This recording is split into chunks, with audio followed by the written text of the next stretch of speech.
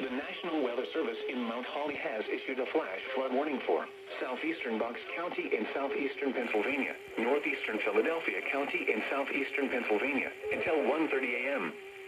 At 9:21 p.m., Doppler radar indicated thunderstorms producing heavy rain across the warned area.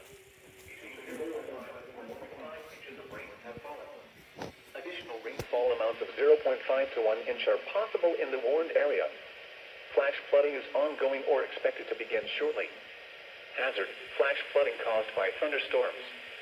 Source: radar.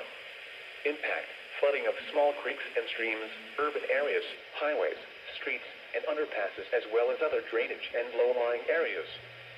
Some locations that may experience flash flooding include Bristol, Yardley, Towertown, Langhorne, Levittown, Langhorne, Woodside, and Florence Roebling.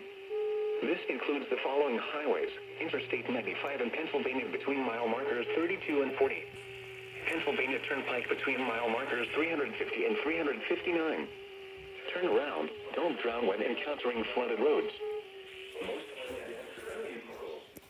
Be especially cautious at night when it is harder to recognize the dangers of flooding.